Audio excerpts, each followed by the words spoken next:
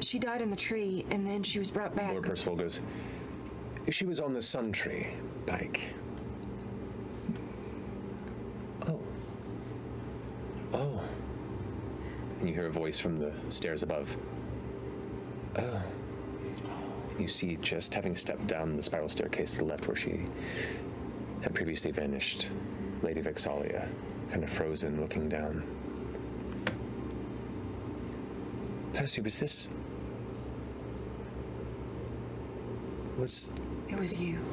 She was you. She quickly steps down the staircase next to Pike and kind of leans down.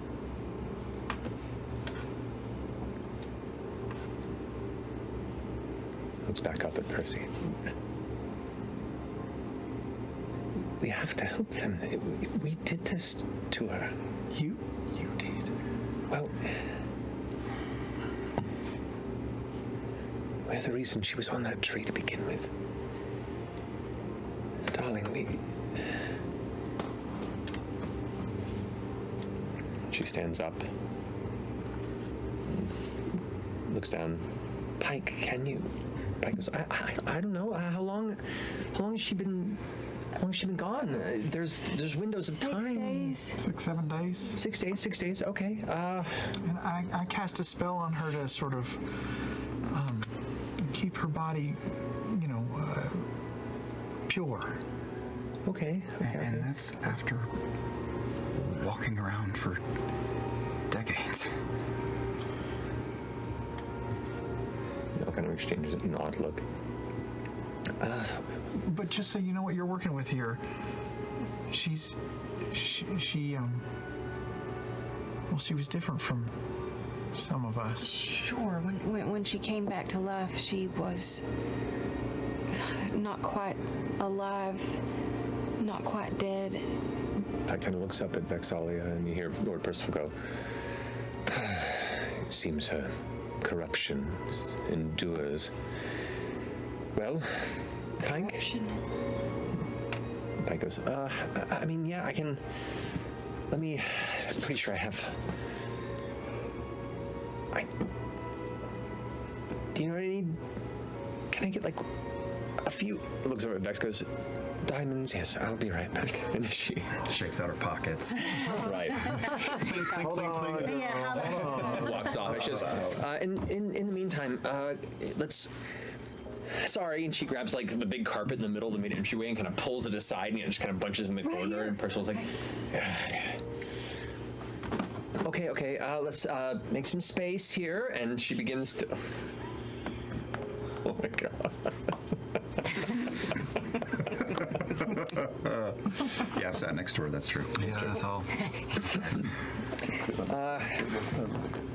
She pulls her symbol forward and begins marking these kind of loops with looks to be like ash or sage, and the scents of various herbs begin to kind of fill the air around, and you watch as she kind of draws this very loose kind of circular sigil around the body of Laudna. Also looking towards you and go, hey, Big Eye, can you help me unwrap the rest of her? Yeah. Just get her ready, lay her down, comfortable, arms, legs out at the side. Nothing makes sense, sure. Okay. Yeah, not now. You go ahead and close the doors behind. The dim interior of the chamber now, with as much light as has been there for a while, seems even darker in this moment. Pike now holding the symbol further, begins reciting some words, whispering to herself a bit. It's been a while. Right. Okay. We're good. Don't worry. I totally have this. It's all fine. Or Vex? Imogen down again and gets right by her ear and whispers, I should have told you guys before. These guys are kind of legends. This whole thing is very weird. You hear the heavy footsteps as Vex rushes in. Pike, my dear, here. Hands her, looks to be a cluster of 4 diamonds of different sizes. They're affixed to other pieces of jewelry. And she takes them. I trust your eye. Takes them and holds them in her hand. And just closes her eyes. A moment passes in silence. Another moment, and you can hear the ever so faint sound of, is it an incantation? Is it a prayer? You're uncertain. But the drawn out time, the lack of response of anything begins to build up an anxiety and a fear in you.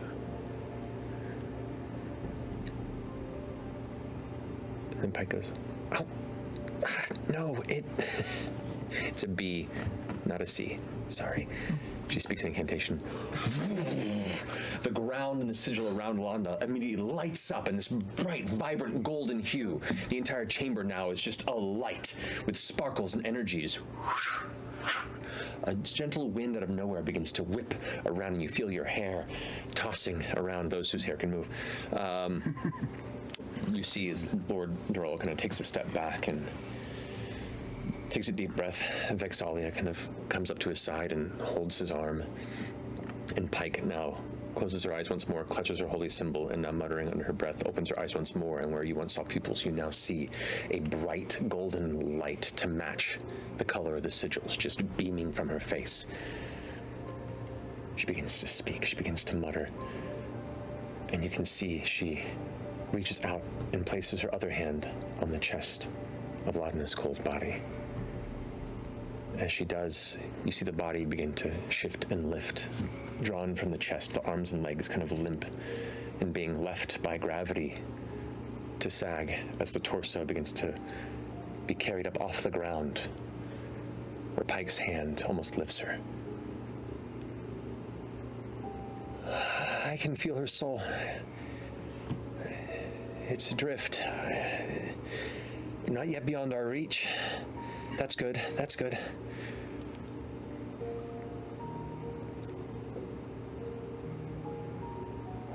What is... There's something else here. There's something... I'm trying to reach for her, but it's holding her back. I can't... Is it Delilah? Percy? And she pulls her hand back, and all the light vanishes. Laudna hits the ground, and you watch as Pike kind of like sits back a bit, her hand still out in front. Percy? There's two souls bound to this body, and I can't separate them. Not like this. Percy steps forward. Two souls? Yeah. And one of them is Delilah Briarwood. And we're gonna go to break. It's an early break.